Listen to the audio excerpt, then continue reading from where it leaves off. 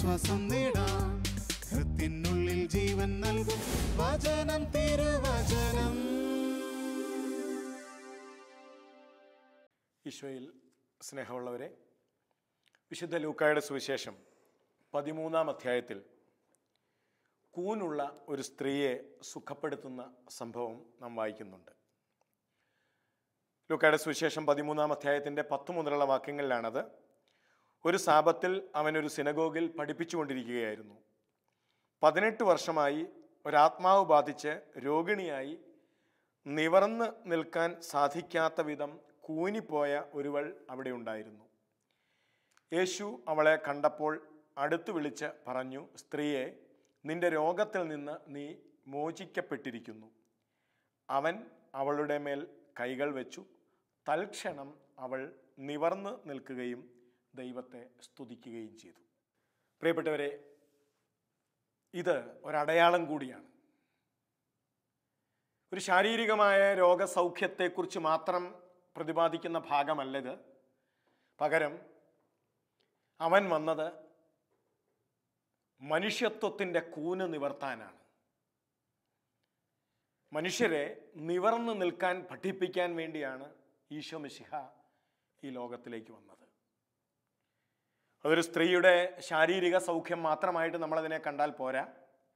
പകരം മനുഷ്യത്വത്തിൻ്റെ കൂന് നിവർത്താൻ ഈ പ്രപഞ്ചത്തിലേക്ക് കടന്നു വന്നവനാണ് ഈശോ മിശിഹ. നമ്മൾ ആ ഭാഗം തന്നെ 13-ാമത്തെ വാക്യത്തിൽ അവൻ അവളുടെ മേൽ കൈകൾ വെച്ചു, അവൾ നിവർന്നു നിന്നു, ദൈവത്തെ സ്തുതിച്ചു. തുടർന്ന് വായിക്കുമ്പോൾ അവളുടെ കൂന് നിവർന്നിട്ടും കൂന് നിവരാത്ത ചിലരെക്കുറിച്ച് വചനം പറയുന്നുണ്ട്. അവൾ കൂന് നിവർന്നു, പക്ഷേ കൂന് നിവരാത്ത ചില ആൾക്കാർ അവരുടെ ചുറ്റും നിൽപ്പുണ്ട്. 14-ാമത്തെ വാക്യത്തിൽ യേശു സാബത്തിൽ രോഗം സുഖപ്പെടുത്തിയതിൽ കോപിച്ച് സിനഗോഗ് അധികാരി ജനങ്ങളോട് പറഞ്ഞു, ജോലി ചെയ്യാവുന്ന 6 ദിവസങ്ങളുണ്ട്. ആ ദിവസങ്ങളിൽ വന്ന് രോഗശാന്തി നേടിക്കൊള്ളുക. സാബത്തിൽ വേണ്ട, സാബത്തിൽ ഈ സൈസ് ഒരു നന്മയും വേണ്ട. അധികാരത്തിൻ്റെ കൂന് പിടിച്ച ഒരു സിനഗോഗ് അധികാരിയെയാണ് വചനം നമ്മുടെ മുമ്പിൽ അവതരിപ്പിക്കുന്നത്. ആ പാവപ്പെട്ട സ്ത്രീയുടെ കൂന് നിവർന്നു, അവൾ ദൈവത്തെ സ്തുതിച്ചു. പക്ഷേ അധികാരത്തിൻ്റെ കൂന് ബാധിച്ച സിനഗോഗ് അധികാരി അവിടെ നിന്നുകൊണ്ട് കൽപ്പിക്കുകയാണ്, സാബത്ത് ദിവസം ഈ സൈസ് ഒരു നന്മയും ചെയ്യാൻ പാടില്ല. അപ്പോൾ കർത്താവായ ഈശോ മിശിഹ ചോദിക്കുന്നൊരു ചോദ്യമുണ്ട്. 15-ാമത്തെ വാക്യം, അപ്പോൾ കർത്താവ് പറഞ്ഞു, കപടനാട്യക്കാരെ, നിങ്ങൾ ഓരോരുത്തരും സാബത്തിൽ കാളയെയോ കഴുതയെയോ തൊഴുത്തിൽ നിന്നഴിച്ച് വെള്ളം കുടിപ്പിക്കാൻ കൊണ്ടുപോകുന്നില്ലേ? 18 വർഷം സാത്താൻ ബന്ധിച്ചിട്ടിരുന്നവളായ അബ്രാഹത്തിൻ്റെ ഈ മകളെ സാബത്ത് ദിവസം അഴിച്ചുവിട്ടേണ്ടതല്ലേ? കെട്ട് അകപ്പെട്ട അവളെ, ബന്ധനത്തിലകപ്പെട്ട അവളെ അഴിച്ചുവിട്ടതാണോ തെറ്റ്? അത് ഈ സാബത്തിൽ അങ്ങനെ ഒരു നന്മ ചെയ്തതാണോ തെറ്റ്? പ്രിയപ്പെട്ടവരെ, ഇവിടെ നമ്മൾ കാണുന്നത് അധികാരം കൊണ്ട് കൂന് പിടിച്ച ഒരു മനുഷ്യൻ്റെ ദയനീയ ചിത്രമാണ്. അപ്പോൾ കൂന് അങ്ങനെയുണ്ട്. ചിലർക്ക് അധികാരം കൊണ്ട് കൂന് പിടിക്കും. അപ്പോൾ പിന്നെ ഞാനറിയാതെ ഒന്നും സംഭവിക്കരുത്, എന്നോട് ചോദിക്കാതെ ഒന്നും നടക്കരുത്, ഞാൻ തീരുമാനിക്കാത്ത ഒന്നും നടക്കരുത്, എനിക്കിഷ്ടമില്ലാത്ത ഒന്നും നടക്കരുത്. ഇത് ചിലപ്പോൾ വീടുകളിലാവാം. ഞാനാണ് ഈ വീട്ടിലെ അധികാരി, എന്നോട് ചോദിച്ചിട്ട് ഇവിടെ എന്തെങ്കിലും ചെയ്യാവുള്ളൂ. വീടുകളിൽ ചിലപ്പോൾ ഇത്തരം കൂന് പിടിച്ച മനുഷ്യരുണ്ടാവും. ഇത് സ്ഥാപനങ്ങളിലാവാം. എൻ്റെ അധികാരത്തിന് കീഴിലാണ് നിങ്ങളെല്ലാം, ഞാൻ പറയുന്നത് മാത്രം ഇവിടെ നടന്നാൽ മതി. ഇങ്ങനെ അധികാരത്തിൻ്റെ കൂന് ചിലപ്പോൾ നമ്മുടെ ജീവിതത്തെ വരിഞ്ഞു മുറുക്കും. ഇവിടെ നമ്മൾ കാണുന്നത് കെട്ടഴിഞ്ഞ ഒരു സ്ത്രീയും കൂന് പിടിച്ച സിനഗോഗ് അധികാരിയുമാണ്. ഇനി ഇങ്ങനെ മുമ്പോട്ട് നമ്മൾ വായിച്ചാൽ ഇത്തരം കൂന് പിടിച്ച ധാരാളം മനുഷ്യരെ സുഖപ്പെടുത്തുന്നതാണ് സത്യത്തിൽ സുവിശേഷം. നമ്മൾ ലൂക്കായുടെ സുവിശേഷം തന്നെ 16-ാം അധ്യായത്തിൽ വരുമ്പോൾ കൂന് പിടിച്ച മറ്റൊരു മനുഷ്യനെ കണ്ടുമുട്ടുന്നുണ്ട്. ധനവാൻ, കൂന് പിടിച്ച ഒരു മനുഷ്യൻ.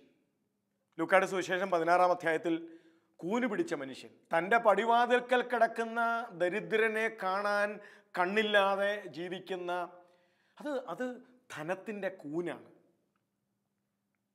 ധനാസക്തി എന്ന കൂന് ഒരു മനുഷ്യനെ ബാധിക്കുമ്പോൾ അവന് പിന്നെ നോക്കാൻ പറ്റില്ല. ഈ കൂന് പിടിച്ച ആളുകളുടെ ഒരു പ്രശ്നം, അവർക്ക് നിവർന്ന് നോക്കാൻ പറ്റില്ല. അവർക്ക് കുനിഞ്ഞു മാത്രമേ നോക്കാൻ പറ്റുള്ളൂ. ഇവിടെ ധനാസക്തി എന്ന കൂന് പിടിച്ച ധനവാൻ നിവർന്ന് നോക്കാൻ പറ്റാത്തത് കൊണ്ട് തൻ്റെ പടിവാതിൽക്കൽ കിടന്ന് നരകിക്കുന്ന, നായ്ക്കളോട് പോലും മല്ലടിക്കുന്ന, ഒരു നേരത്തെ അപ്പത്തിന് വേണ്ടി നായ്ക്കളോട് പോലും മല്ലടിക്കുന്ന മനുഷ്യൻ്റെ ദയനീയതയും അവൻ്റെ കണ്ണിൽ നിന്ന് ഇറ്റുവരുന്ന ചുടുകണ്ണീരും കാണാൻ ഇവന് നിവർന്നു നിൽക്കാൻ പറ്റണ്ടേ? അതാണ് ധനം കൊണ്ട് കൂന് പിടിച്ച മനുഷ്യൻ. സുവിശേഷത്തിൽ തന്നെ നമ്മൾ വീണ്ടും വായിക്കും, ഒരു ധനികനായ മനുഷ്യൻ ഈശോയുടെ അടുക്കൽ വന്നു. അവൻ വ്യസനത്തോടെ തിരിച്ചുപോയി എന്നാണ് പറയുന്നത്. കാരണം അവൻ ധനത്തിൻ്റെ കൂന് പിടിച്ചവനാണ്. കർത്താവ് അവനോട് പറഞ്ഞു, നിനക്കൊരു കുറവുണ്ട്, നീ കുറച്ചുകൂടി ദരിദ്രരിലേക്ക് നോക്കണം, നിനക്കുള്ളതെല്ലാം വിറ്റ് നീ ദരിദ്രർക്ക് കൊടുക്കണം, കുറച്ചുകൂടി നീ ദരിദ്രരിലേക്ക് നോക്കണം. അവന് നോക്കാൻ പറ്റുന്നില്ല. കാരണം അവൻ്റെ കൂന് കണ്ണുകൾ ഉയർത്തി നോക്കാൻ, ചുറ്റുമുള്ളവരിലേക്ക് നോക്കാൻ, ധനാസക്തി എന്ന കൂന് അവനെ ബന്ധിച്ചിട്ടിരിക്കുകയാണ്. സത്യത്തിൽ കർത്താവായ ഈശോ മിശിഹ വന്നത് ഇത്തരം കൂന് പിടിച്ച മനുഷ്യരെ സുഖപ്പെടുത്താൻ വേണ്ടി മാത്രമാണ്. ലൂക്കായുടെ സുവിശേഷം 18-ാം അധ്യായത്തിൽ നമ്മൾ കാണുന്നത് ഇങ്ങനെ കൂന് പിടിച്ച മനുഷ്യനെ സുഖപ്പെടുത്തുന്ന, 19-ാം അധ്യായത്തിൽ കൂന് പിടിച്ച സക്കേവൂസിനെ സുഖപ്പെടുത്തുന്നതാണ്. അന്നുവരെ സക്കേവൂസിന്റെ കൺമുമ്പിൽ ദരിദ്രനില്ലായിരുന്നു. അന്നുവരെ സക്കേവൂസിന്റെ കൺമുമ്പിൽ പാവപ്പെട്ടവനില്ലായിരുന്നു. ആദ്യമായിട്ടാണ് സക്കേവൂസിന് സക്കേവൂസിന്റെ ധനാസക്തി എന്ന കൂന് നിവർന്നപ്പോൾ അവൻ ഉയർന്നു നോക്കി. അപ്പോഴാണ് അവൻ്റെ ചുറ്റും ജീവിക്കുന്ന പട്ടിണിപ്പാവങ്ങളെ, അത്താഴ പട്ടിണിക്കാരെ അവൻ കാണുന്നതും. അപ്പോൾ ആദ്യമായിട്ട് അവൻ വിളിച്ചു പറഞ്ഞു, എൻ്റെ സ്വത്തിൽ പകുതി ഞാൻ ദരിദ്രർക്ക് കൊടുക്കുന്നു. ആദ്യമായിട്ടാണ് ആ വാക്ക് പോലും അവൻ്റെ ഉള്ളിൽ നിന്ന് വരുന്നത്, ദരിദ്രർ എന്ന വാക്ക്. കാരണം അവൻ ആദ്യമായിട്ടാണ് ഉയർന്നു നോക്കുന്നത്. കൂന് മാറിയത് അപ്പോഴാണ്. അതുവരെ അവൻ ഈ കുനിഞ്ഞ് ധനാസക്തി കൊണ്ട് കുനിഞ്ഞ് അവനിലേക്ക് മാത്രം, എനിക്ക് പോരാ, എനിക്ക് ഇത്തിരൂടെ വേണം, ഇത്തിരൂടെ സമ്പാദിക്കണം, അപ്പം ഇനി എവിടുന്ന് കിട്ടും, അവൻ്റെ നോട്ടം മുഴുവൻ കുനിഞ്ഞ് അവനിലേക്കാണ്. കൂന് സത്യത്തിൽ പ്രിയപ്പെട്ടവരെ, ഞാൻ എന്നിലേക്ക് മാത്രം നോക്കുന്നതിന് പറയുന്ന പേരല്ലേ കൂന്. എൻ്റെ സുഖം, എൻ്റെ സന്തോഷം, എൻ്റെ ഉയർച്ച, എൻ്റെ സാമ്പത്തിക ഉന്നമനം, ഇതിനു വേണ്ടി മാത്രം ഞാൻ അധ്വാനിക്കുന്നു, ഞാൻ ജീവിക്കുന്നു. എൻ്റെ കണ്ണുകളിൽ മറ്റൊരാൾ പോലും ഇല്ല. ഞാൻ കുനിഞ്ഞു നോക്കുന്നത് എന്നിലേക്കാണ്. അപ്പം അതാണ് കൂന്. അങ്ങനെ കുനിഞ്ഞ് എന്നിലേക്ക് മാത്രം ഞാൻ നോക്കുമ്പോൾ എനിക്ക് ചുറ്റുമുള്ള ഒരു മനുഷ്യനെയും ഈ കണ്ണുകളിൽ പെടില്ല. അപ്പോഴാണ് സക്കേവൂസിൻ്റെ വീട്ടിൽ വലിയൊരു സൗഖ്യം നടന്നു. അവിടെയും സത്യത്തിൽ സുഖപ്പെട്ടത് സക്കേവൂസിൻ്റെ കൂനാണ്. സമ്പത്ത് കൊണ്ട് അമിതമായി കുനിഞ്ഞുപോയ സക്കേവൂസിനെ കർത്താവ് ഉയർത്തി നിർത്തി കൂനാണ് സുഖപ്പെടുത്തിയത്. ആദ്യമായിട്ട് അവൻ്റെ കണ്ണുകളിൽ അത്താഴപ്പട്ടിണിക്കാരൻ പെട്ടു എന്ന അത്ഭുതമാണ് ആ വീട്ടിൽ നടന്നത്. അപ്പോഴാണ് അവൻ പറഞ്ഞത്, എൻ്റെ സ്വത്ത് വിറ്റ് ഞാൻ ദരിദ്രർക്ക് കൊടുക്കാമെന്ന്. അതുകൊണ്ട് ചിലർ അധികാരം കൊണ്ട് കുനിയും. അധികാരം കൊണ്ട് കുനിഞ്ഞാൽ എനിക്ക് ശുശ്രൂഷ കിട്ടണം, നിങ്ങളെല്ലാവരും എൻ്റെ ശുശ്രൂഷകരാണ്, എനിക്ക് സേവനം കിട്ടണം, എന്നെ നിങ്ങൾ സേവിക്കണം, ഞാൻ ശമ്പളം തരുന്നത് നീ എന്നെ സേവിക്കാനാണ്. ഇങ്ങനെ എന്നിലേക്ക്, അപരനിലേക്ക് ഞാൻ നോക്കൂല. അധികാരത്തിൻ്റെ കൂന്, സമ്പത്തിൻ്റെ കൂന്, മിഥ്യാബോധങ്ങളുടെ കൂന്. ചില മനുഷ്യർക്കുണ്ടാകുന്നതാണ് മിഥ്യാബോധങ്ങളുടെ കൂന്. ലൂക്കായുടെ സുവിശേഷം 18-ാം അധ്യായത്തിൽ മിഥ്യാബോധത്തിൻ്റെ കൂനുമായിട്ട് പള്ളിയിൽ വരുന്ന ഒരു മനുഷ്യനെ തിരുവചനം അവതരിപ്പിക്കുന്നുണ്ട്. ലൂക്കാ സുവിശേഷം 18-ാം അധ്യായത്തിൻ്റെ 9-ാമത്തെ വാക്യത്തിൽ നമ്മൾ കാണുന്ന ഫരീസയൻ മിഥ്യാബോധങ്ങളുടെ കൂനുമായിട്ട് വന്ന് നിൽക്കുന്നയാളാണ്. അയാൾ നോക്കുന്ന അയാളിലേക്കാണ്. അതാണ് കൂന്. ഒരാൾ തന്നിലേക്ക് തന്നെ നോക്കി ജീവിക്കുന്നതിന് പറയുന്ന പേരാണ് കൂന്.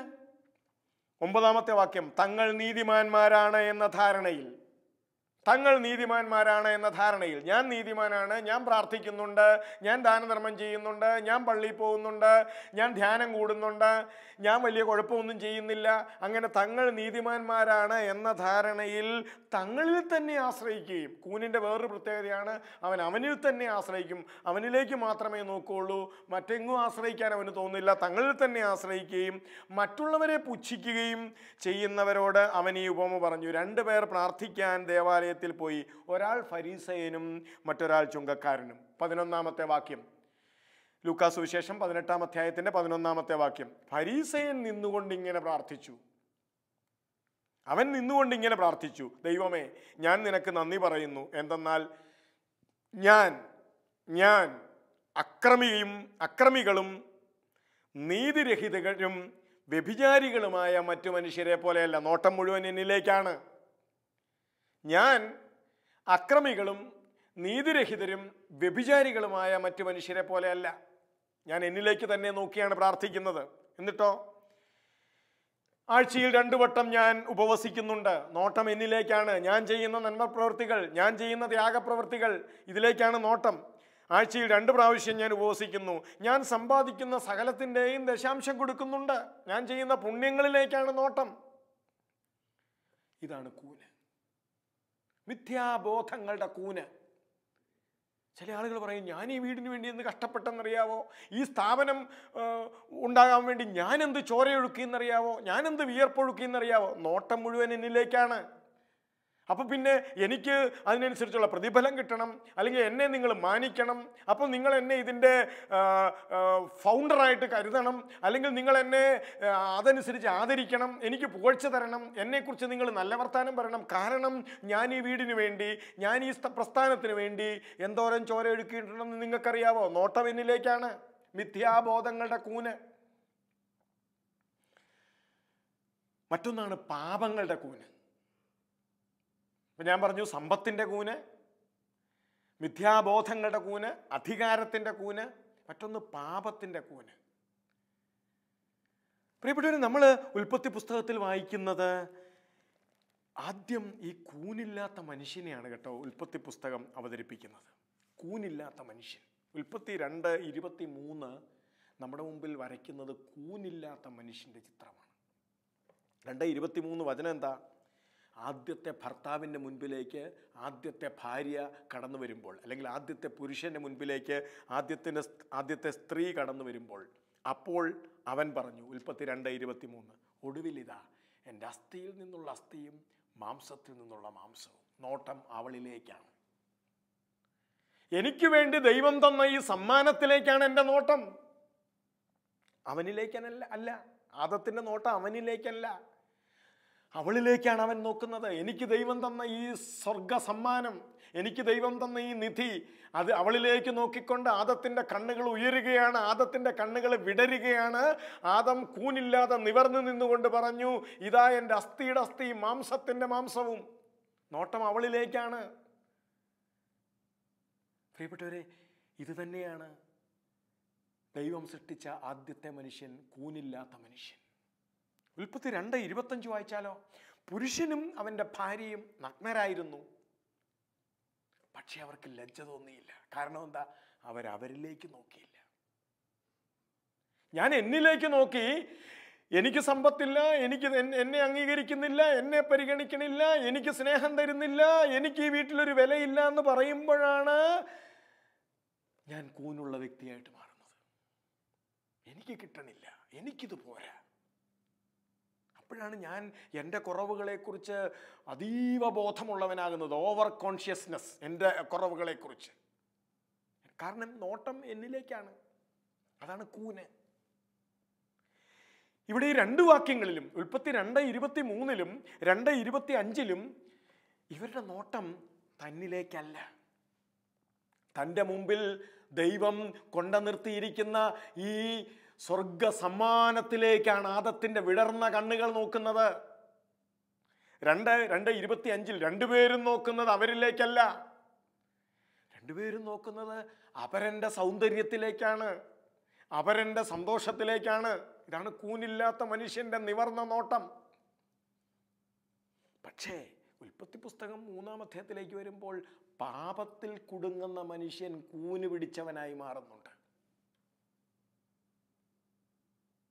നമ്മൾ നേരത്തെ പറഞ്ഞതുപോലെ അധികാരത്തിൻ്റെ കൂന്, മിഥ്യാബോധങ്ങളുടെ കൂന്, സമ്പത്തിൻ്റെ കൂന് എന്ന് പറഞ്ഞതുപോലെ ഇവിടെ മനുഷ്യനെ കൂന് പിടിപ്പിക്കുന്നത് അവൻ്റെ പാപങ്ങളാണ്. നോക്കുക, പാപം ചെയ്തു നിൽക്കുന്ന മനുഷ്യൻ്റെ അടുത്തേക്ക് ദൈവമായ കർത്താവ് ഇറങ്ങി വരുന്നുണ്ടല്ലോ. ഉൽപ്പത്തി പുസ്തകം 3-ാം അധ്യായത്തിൻ്റെ 8-ാമത്തെ തിരുവചനം, വെയിലാറിയപ്പോൾ ദൈവമായ കർത്താവ് ഏദൻ തോട്ടത്തിൽ ഉലാത്തുന്നതിൻ്റെ ശബ്ദം മനുഷ്യൻ കേട്ടു. പുരുഷനും ഭാര്യയും അവിടുത്തെ മുമ്പിൽ നിന്ന് മാറി തോട്ടത്തിലെ മരങ്ങളുടെ ഇടയിൽ ഒളിച്ചു. അവിടുന്ന് പുരുഷനെ വിളിച്ചു ചോദിച്ചു, നീ എവിടെയാണ്? അവൻ മറുപടി പറഞ്ഞു, തോട്ടത്തിൽ അവിടുത്തെ ശബ്ദം ഞാൻ കേട്ടു, ഞാൻ നഗ്നനായതുകൊണ്ട് ഭയന്ന് ഒളിച്ചതാണ്. അവൻ ആദ്യമായിട്ട് അവനിലേക്ക് നോക്കി. പാപം അവൻ്റെ കണ്ണുകൾ അവനിലേക്ക് നോക്കാൻ പ്രേരിപ്പിച്ചു, അല്ലെങ്കിൽ പാപം അവൻ്റെ നട്ടെല്ല് കുനിച്ചു കളഞ്ഞു. ഇനി അവൻ നോക്കുന്നത് അവനിലേക്കാണ്. ഇനി അവൻ നോക്കുന്നത് അവൻ്റെ കുറവുകളിലേക്ക് മാത്രമാണ്. ഇനി അവൻ നോക്കുന്നത് അവൻ്റെ ഇല്ലായ്മകളിലേക്ക് മാത്രമാണ്. നോക്കൂ, ആദം വിളിച്ചു പറഞ്ഞ വാക്കതാണ്, അയ്യോ ഞാൻ നഗ്നനാണേ. അവൻ അവനിലേക്ക് നോക്കി, കൂന് പിടിച്ചു. മനുഷ്യത്വത്തിന് കൂന് പിടിച്ചു. ആദ്യമായിട്ട് പാപം അവനെ കൂനുള്ളവനാക്കി.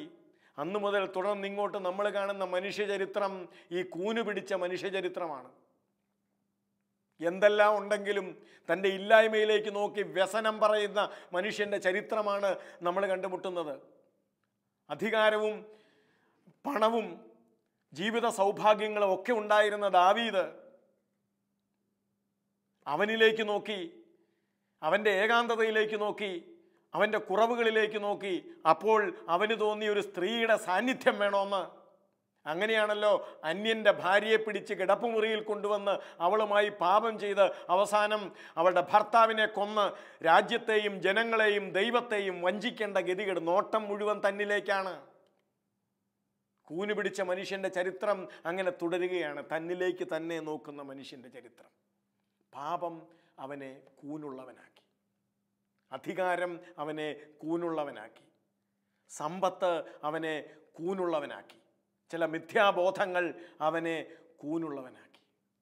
മനുഷ്യൻ്റെ ചരിത്രത്തിൽ പ്രിയപ്പെട്ടവരെ, ഈ കൂന് ബാധിച്ച മനുഷ്യൻ, തന്നിലേക്ക് തന്നെ നോക്കി കൂന് ബാധിച്ച മനുഷ്യൻ നടത്തിയ കൊലപാതക ചരിത്രങ്ങളുമൊക്കെ നമ്മുടെ മുമ്പിൽ എത്രയോ നമുക്കറിയാവുന്ന കാര്യങ്ങളാണ്. കൂന് ബാധിച്ച് കുനിഞ്ഞുപോയ, തന്നിലേക്ക് മാത്രം നോക്കുന്ന, തൻ്റെ സുഖത്തിലേക്കും തൻ്റെ സന്തോഷത്തിലേക്കും മാത്രം നോക്കുന്ന മനുഷ്യനെ കൂന് നിവർത്താൻ വേണ്ടി വന്നവനാണ് ഈശോ മിശിഹ. അതുകൊണ്ടാണ് നമ്മൾ വായിക്കുന്നത്, ഞാൻ വന്നിരിക്കുന്നത് നിങ്ങൾക്ക് ജീവനുണ്ടാകാനും അത് സമൃദ്ധമായി ഉണ്ടാകുവാനുമാണെന്ന് യോഹന്നാന്റെ സുവിശേഷം 10-ാം അധ്യായത്തിൻ്റെ 10-ാമത്തെ തിരുവചനം പറയുമ്പോൾ ഈ സമ്പൂർണ്ണ സ്വാതന്ത്ര്യത്തെക്കുറിച്ചാണ് ഈശോ മിശിഹ നമ്മളെ പഠിപ്പിക്കുന്നത്. ഈശോ മിശിഹായിലൂടെ നമ്മൾ അനുഭവിക്കേണ്ട ഈ സമ്പൂർണ്ണ സ്വാതന്ത്ര്യത്തെക്കുറിച്ച് വിശുദ്ധ യോഹന്നാൻ ശ്ലീഹ എഴുതുന്ന ലേഖനത്തിൽ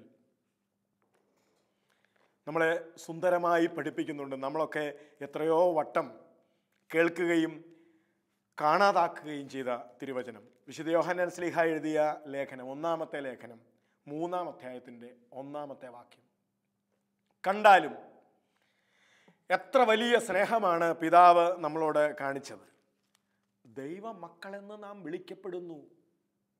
പ്രിയപ്പെട്ടവരെ, നമ്മുടെ പദവിയും നമ്മുടെ വിളിയും ദൈവമക്കളുടെ സമ്പൂർണ്ണ സൗഭാഗ്യത്തിൽ ഇവിടെ ഈ ഭൂമിയിൽ ജീവിക്കാൻ വേണ്ടിയാണ്. കൂന് നിവർന്ന് ജീവിക്കാൻ വേണ്ടിയാണ്. കൂന് നിവർന്ന് ഈ ഭൂമിയിൽ ജീവിക്കാൻ വേണ്ടിയാണ്. പക്ഷേ നമ്മൾ നമ്മുടെ ജീവിതത്തെ ദാരുണമാക്കുന്നു. പല കൂനുകളുമായിട്ട് നമ്മൾ നമ്മുടെ ജീവിതത്തെ സങ്കീർണമാക്കുന്നു. ഒരർത്ഥത്തിൽ പറഞ്ഞാൽ തിരുവചനം നമ്മളോട് പറയുമല്ലോ, ദൈവം മനുഷ്യനെ സരള ഹൃദയനായി സൃഷ്ടിച്ചു. ദൈവം മനുഷ്യനെ സരള ഹൃദയനായി സൃഷ്ടിച്ചു. കർത്താവായ ഈശോ മിശിഹ ഒരു കുഞ്ഞിനെ എടുത്ത് ഉയർത്തിപ്പിടിച്ചിട്ട് പറഞ്ഞു, ഈ ശിശുവിനെ പോലെ കൂനില്ലാത്ത വ്യക്തിയായി ഇവിടെ ജീവിക്കണമെന്ന്. കർത്താവ് ജീവിച്ചതും പഠിപ്പിച്ചതും കാണിച്ചതും എല്ലാം അങ്ങനെയാണ്. കൂനില്ലാത്തവനായിട്ടാണ് കർത്താവ് ജീവിച്ചത്. സമ്പത്തിൻ്റെ കൂൻ അവനെ ബാധിച്ചില്ല, അധികാരത്തിൻ്റെ കൂൻ അവനെ ബാധിച്ചില്ല. നോക്കൂ, ലോകത്തിൻ്റെ മുഴുവൻ സൃഷ്ടാവായ ഈശോമിശിഹ, ലോകത്തിൻ്റെ മുഴുവൻ സൃഷ്ടാവായ ഈശോമിശിഹ, ആ സമ്പത്തിൻ്റെ കൂന് അവനെ ബാധിച്ചില്ല. മിഥ്യാബോധങ്ങളുടെ കൂന് അവൻ്റെ നട്ടെല്ല് വളച്ചില്ല. പാപത്തിൻ്റെ കൂന്, മനുഷ്യനായി പിറന്ന് മനുഷ്യനായി ജീവിച്ച കർത്താവായ ഈശോമിശിഹായെ പാപത്തിൻ്റെ കൂന് ബാധിച്ചില്ല. അതുകൊണ്ടാണ് ഈശോമിശിഹ പറയുന്നത്, കണ്ടാലും എത്ര വലിയ സ്നേഹമാണ് പിതാവ് നമ്മളോട് കാണിച്ചിരിക്കുന്നത്, നാം ദൈവമക്കൾ എന്ന് വിളിക്കപ്പെടുന്നു, അങ്ങനെയാണ് താനും. പ്രിയപ്പെട്ടവരെ, ഇവിടെ ഈ ദൈവമക്കളുടെ പദവിയിൽ കൂനില്ലാതെ ജീവിക്കാൻ അതൊരു വലിയ വെല്ലുവിളി നമ്മുടെ മുമ്പിൽ കർത്താവ് വയ്ക്കുന്നുണ്ട്. വിശുദ്ധ യോഹന്നാന്റെ സുവിശേഷം 4-ാം അധ്യായത്തിൽ നമ്മൾ വായിക്കുന്ന വളരെ പരിചിതമായൊരു സംഭവത്തിൽ ഈ കാര്യം കുറച്ചുകൂടി നമ്മളെ ബോധ്യപ്പെടുത്തുന്നുണ്ട്. 4-ാമത്തെ അധ്യായത്തിൽ, യോഹന്നാന്റെ സുവിശേഷം 4-ാം അധ്യായത്തിൽ നമ്മൾ കണ്ടുമുട്ടുന്നത് സമറിയാക്കാരി സ്ത്രീയുടെ ചിത്രമാണ്. കൂന് ബാധിച്ച സ്ത്രീ, ശരീരത്തിൽ ജീവിക്കുന്നത് കൊണ്ട് തന്നെ ശരീരത്തിൻ്റെ ആസക്തികളും ഒക്കെ അവളെ കൂനിയാക്കി. കൂന് പിടിച്ചൊരു സ്ത്രീ. അവളെ കാത്ത് യോഹന്നാന്റെ സുവിശേഷം 4-ാം അധ്യായത്തിൻ്റെ 4-ാമത്തെ വാക്യം വളരെ ശ്രദ്ധേയമാണ്. ഈ കൂന് പിടിച്ച സ്ത്രീയെ കാത്ത് അവൾ വരും കൂനി. നാട്ടുകാർക്ക് വേണ്ട, ഒന്നൊരു സ്ത്രീയായി ജനിച്ചത് കൊണ്ട് തന്നെ സമൂഹത്തിൽ അവൾ കൂന് പിടിച്ചവളാണ്. 2, വിജാതീയ വംശത്തിൽ, സമറിയ വംശത്തിൽ പിറന്നതുകൊണ്ട് അവൾ ജന്മം കൊണ്ടും കൂന് പിടിച്ചവളാണ്. സ്ത്രീ ആയതുകൊണ്ട്, സമറിയാക്കാരി ആയതുകൊണ്ട് അവൾ കൂന് ബാധിച്ചവളാണ്. മിഥ്യാബോധങ്ങളുടെ കൂന്. അയ്യോ, ഞാനൊരു സ്ത്രീയാണല്ലോ, അയ്യോ ഞാൻ സമറിയ വംശത്തിൽ പിറന്നല്ലോ, മിഥ്യാബോധങ്ങളുടെ കൂന്. അടുത്തത് കർമ്മം കൊണ്ട് കൂന് ബാധിച്ചവളാണ്. ജീവിതത്തിൻ്റെ വഴിയിൽ എങ്ങനെയൊക്കെയോ അവൾ ചെന്നുപെട്ടത് ചില പാപ വഴികളിലാണ്. അങ്ങനെ കർമ്മം കൊണ്ട് കൂന് ബാധിച്ചവൾ. അതുകൊണ്ടാണ് അവൾ ആളില്ലാത്ത നേരത്ത് നോക്കി കൂന് ബാധിച്ചവൾ ആരുടെയും മുമ്പിൽ പ്രത്യക്ഷപ്പെടാതെ ഒരിറ്റു വെള്ളം കോരിക്കൊണ്ടു പോകാൻ വരുമ്പോൾ അവളെ കാത്ത് കൂനില്ലാത്തവൻ കാത്തു നിൽക്കുന്നു. കൂനിക്കൂനി വരുന്ന ഒരു സ്ത്രീയെ കാത്ത് കൂനില്ലാത്തവൻ കാത്തു നിൽക്കുന്നു. യോഹന്നാന്റെ സുവിശേഷം 4-ാം അധ്യായത്തിൻ്റെ 4-ാമത്തെ വാക്യം അങ്ങനെയാണ്. അവന് സമറിയായിലൂടെ കടന്നു പോകേണ്ടിയിരുന്നു. മറ്റൊന്നുമല്ല, ഈ കൂനിക്കൂനി വരുന്ന സ്ത്രീയെ കാത്താണ് അവൻ നിൽക്കുന്നത്, കൂനില്ലാത്തവൻ. കാരണം അവൻ വന്നത് കൂന് നിവർത്താനാണ്, സ്ത്രീത്വത്തിൻ്റെ കൂന് നിവർത്താനാണ്, മനുഷ്യ ജീവന്റെ കൂന് നിവർത്താനാണ് അവൻ വന്നത്. ഒരു സ്ത്രീയായി പിറന്നതിൻ്റെ ഭാരവും പേറി കൂനിക്കൂനി നടക്കുന്നവളോട് നിന്റെ സ്ത്രീത്വത്തിൻ്റെ കൂന് നിവർത്താനാണ് ഞാൻ വന്നതെന്ന് അവളുടെ മുഖത്ത് നോക്കി സംസാരിക്കാനാണ് ഈശോമിശിഹ കാത്തു നിൽക്കുന്നത്. ജീവിത വഴിയിൽ എന്നോ ചെയ്തു പോയ പാപങ്ങളുടെ കൂനുമായി കൂനിക്കൂനി നിൽക്കുന്ന പാപിനി പെണ്ണിനോട് നിന്റെ പാപത്തിൻ്റെ കൂന് നിവർത്താനാണ് ഞാൻ വന്നത് എന്ന് പറയാൻ വേണ്ടിയാണ് ഈശോമിശിഹ അവിടെ കാത്തു നിൽക്കുന്നത്. സർവോപരി മനുഷ്യൻ്റെ ജീവിതത്തിലെ സകലമാന കൂനുകളെയും നിവർത്താൻ വേണ്ടിയാണ് ഞാൻ വന്നത് എന്ന് പറയാൻ വേണ്ടി അവളെ കാത്തു നിൽക്കുന്ന കർത്താവിനെയാണ് തിരുവചനം അവതരിപ്പിക്കുന്നത്. കൂന് നിവർത്താൻ കാത്തു നിൽക്കുന്ന കൂനില്ലാത്തവൻ. പിന്നെ മുമ്പോട്ട് വായിക്കുന്നതൊക്കെ രസകരമായ സംഭവങ്ങളാണ്. അക്ഷരാർത്ഥത്തിൽ പ്രിയപ്പെട്ടവരെ, ആ കിണറിൻ കരയിൽ നടന്നത് ഒരു വലിയ നിവർന്നു നിൽക്കലാണ്. സ്ത്രീത്വം കൊണ്ട് കൂന് ബാധിച്ചവൾ നിവർന്നു നിൽക്കുകയാണ്. കർത്താവ് അവളെ നിവർത്തി നിർത്തി. കൂന് ബാധിച്ചവന് ലഭിക്കേണ്ട അവബോധം എന്താ? എന്നെ രക്ഷിക്കാനും മോചിക്കാനും എനിക്ക് വേണ്ടി ജീവൻ അർപ്പിക്കാനും കടന്നു വന്ന ഒരുവൻ എനിക്കുണ്ട് എന്ന തിരിച്ചറിവിൽ നിന്നാണ് ഈ കൂന് ബാധിച്ചവൻ ഉയരേണ്ടത്, നിവരേണ്ടത്. ഇവിടെ കൂന് ബാധിച്ച സമറിയാക്കാരി സ്ത്രീ നിവർന്നു നിൽക്കുകയാണ്. അവിടെ കൂനാണ് മാറി. സ്ത്രീത്വത്തിൻ്റെ കൂന് സുഖപ്പെടുത്തി ആ കരയിൽ വെച്ച് പാപത്തിൻ്റെ കൂന് സുഖപ്പെടുത്തി കർത്താവ് ആ കിണറിൻ്റെ കരയിൽ വെച്ച്.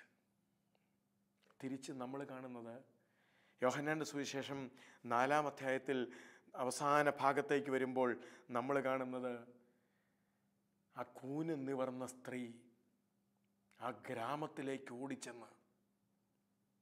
നോക്കണം, കൂന് പിടിച്ച എന്നെ ആർക്കും വേണ്ട, ഞാൻ പാപിനിയാണ്, ദൈവത്തിന് എന്നെ വേണ്ട, മനുഷ്യർക്ക് എന്നെ വേണ്ട, നാടിന് എന്നെ വേണ്ട, എൻ്റെ ജീവിതം തീർന്നു, ഞാൻ ഇങ്ങനെ ജീവിച്ച് തീരേണ്ടവൾ, കൂന് പിടിച്ച് മരിക്കേണ്ടവൾ. ഇപ്പോൾ നമ്മൾ കാണുന്നത് ഒരു ഗ്രാമത്തെ മുഴുവനും ഇളക്കി, ഒരു ഗ്രാമം മുഴുവനും ഇളകി വശായി അവിടെ പിന്നാലെ ഓടുകയാണ്. അതാണ് സാധ്യത. കൂന് നിവർന്നാൽ മനുഷ്യൻ്റെ സാധ്യത അതാണ്. അത് ഏത് വ്യക്തിയുടെയും കൂന് നിവർന്ന മനുഷ്യൻ്റെ സാധ്യതയാണ് ഇവിടെ പറഞ്ഞിരിക്കുന്നത്. ഒരു ഗ്രാമം മുഴുവനും ഇളകി വശായി അവൻ്റെ അടുത്തേക്ക് വരുന്നുണ്ട്. 42-ാമത്തെ വാക്യത്തിൽ ആ ഗ്രാമവാസികൾ പറഞ്ഞു, അവർ ആ സ്ത്രീയോട് പറഞ്ഞു, ഇനി ഞങ്ങൾ നിന്റെ വാക്ക് കേട്ടല്ല വിശ്വസിക്കുന്നത്, ഞങ്ങൾ കണ്ടു അവനെ. ഒരു ഗ്രാമത്തെ മുഴുവനും ഇളക്കി മറിച്ച് യേശുവിലേക്ക് എത്തിക്കാൻ അവൾക്ക് കഴിഞ്ഞത് അവളുടെ കൂന് സുഖപ്പെടുത്തപ്പെട്ടതുകൊണ്ടാണ്. നമുക്ക് പ്രാർത്ഥിക്കാം. കർത്താവായ ഈശോയെ, പലവിധ കാരണങ്ങളാൽ കൂന് ബാധിച്ചവരാണ് ഞങ്ങൾ. പാപത്തിൻ്റെ കൂന് ഞങ്ങളുടെ ജീവിതങ്ങളെ തകർത്ത് കളയുന്നുണ്ട്. ചിലപ്പോൾ അധികാരത്തിൻ്റെ കൂനും മിഥ്യാബോധങ്ങളുടെ കൂനും സമ്പത്തിൻ്റെ കൂനുമൊക്കെ ഞങ്ങളിലേക്ക് മാത്രം നോക്കി ജീവിക്കാൻ ഞങ്ങളുടെ കണ്ണുകളെ താഴ്ത്താറുണ്ട്. സുഖപ്പെടുത്തണമേ ഞങ്ങളെ, ഞങ്ങളുടെ കൂന് നിവർത്തി തരണമേ. ഞങ്ങളുടെ കണ്ണുകൾ ഉയരട്ടെ, മറ്റുള്ളവരിലേക്ക് ഞങ്ങളുടെ കണ്ണുകൾ ഉയരട്ടെ. അങ്ങനെ ഞങ്ങളും അവരും ചേർന്ന് ഒരുമിച്ച് ദൈവത്തെ സ്തുതിക്കാൻ കർത്താവെ ഞങ്ങളെ സുഖപ്പെടുത്തണമേ എന്ന് പ്രാർത്ഥിക്കുന്നു. പിതാവിൻ്റെയും പുത്രൻ്റെയും പരിശുദ്ധാത്മാവിൻ്റെയും നാമത്തിൽ.